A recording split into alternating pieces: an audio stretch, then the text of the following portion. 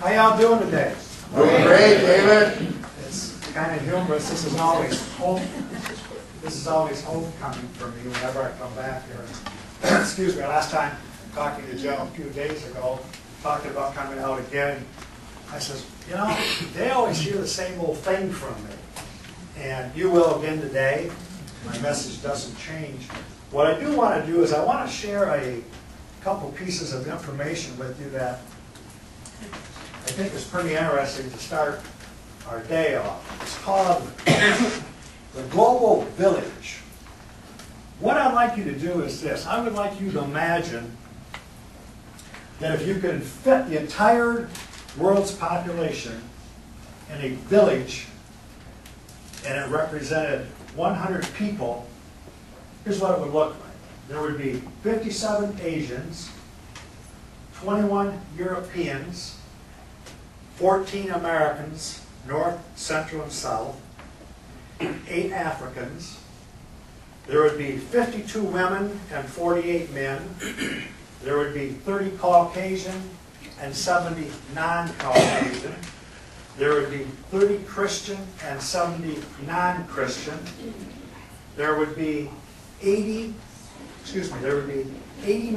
heterosexuals, 11 homosexuals.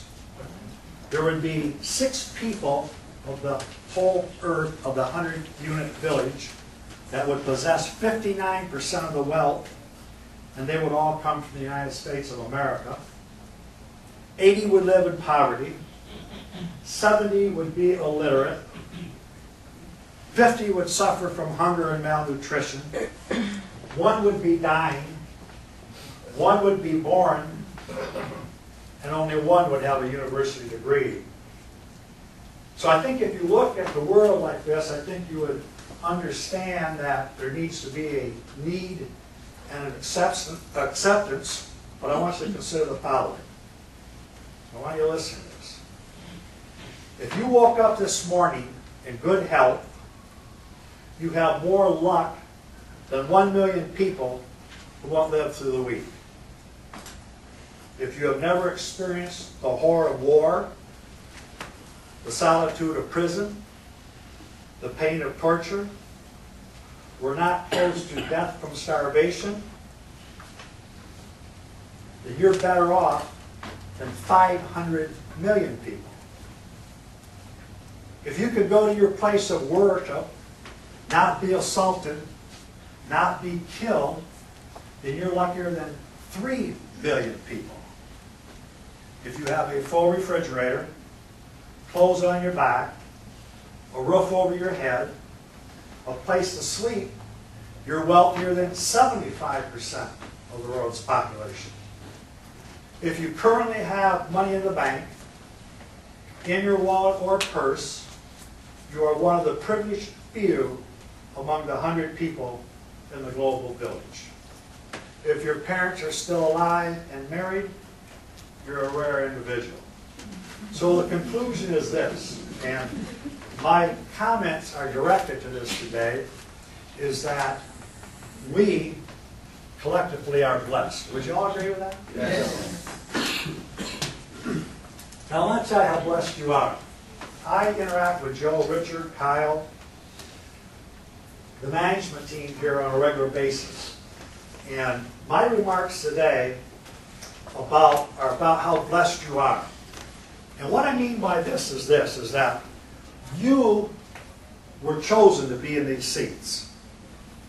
You were chosen. There's a thing called a recruiting funnel.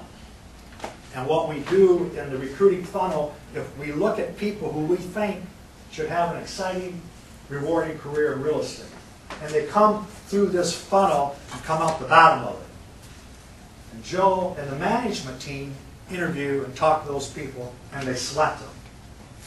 And the selection process is based on, will these people fit the core values of this company and be capable of going out and changing people's lives? You've heard me say it before, you do not sell real estate.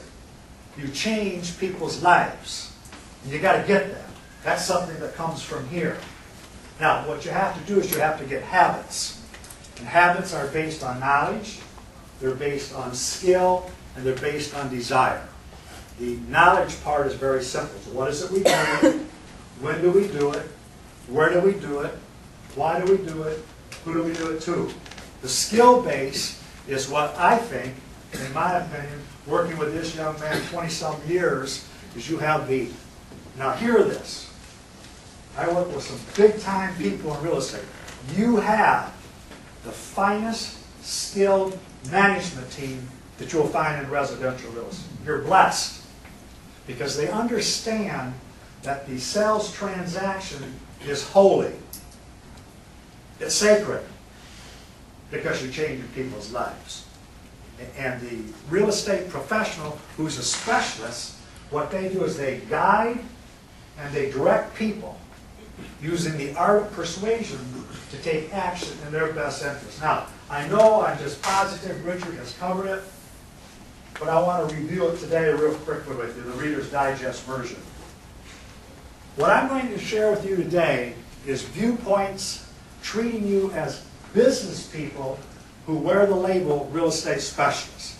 Business people. Now, I know Joe has shared this with you, I'm sure Richard, I'm sure it's been shared, but we need to review it real quickly.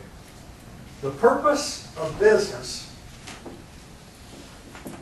is to get customers,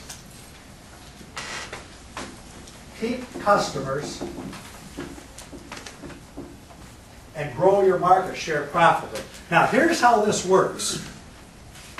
I know this is elementary, but bear with me. It works like this here. Joe, Richard, Kyle, the management team have a geographically defined marketplace.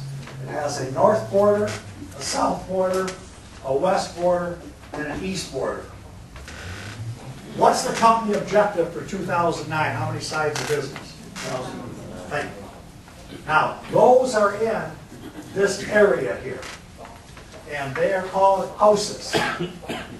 You heard it this morning, Richard kind of stepped on it a bit. You have a listing side and you have a selling side, and they produce revenue. Now, let me share with you how this works.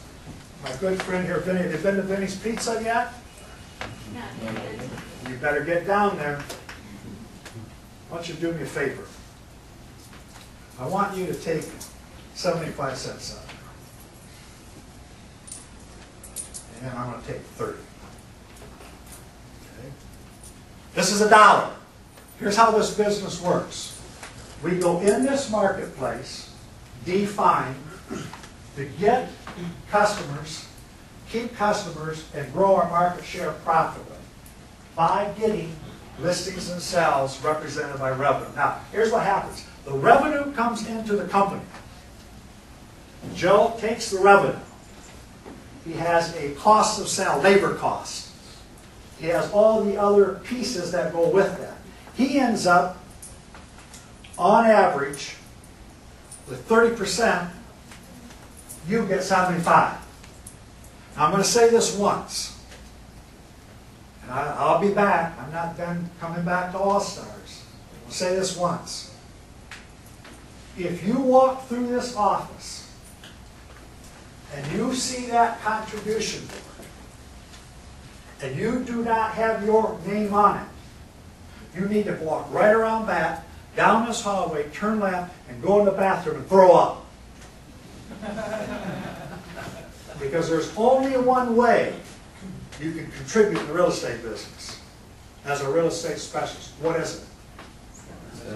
You know, listing or a sale, period. Not a listing sold, that's for previous activity. Now, he's made his contribution. Now, I'll also tell you this, and listen to this. I've been doing this 39 years. I know it, I don't look it, I know what you're thinking. You will never be in a finer facility, have a better environment, have more tools and resources that support than what you got in here right now. So we're going to put that piece to bed about the contribution.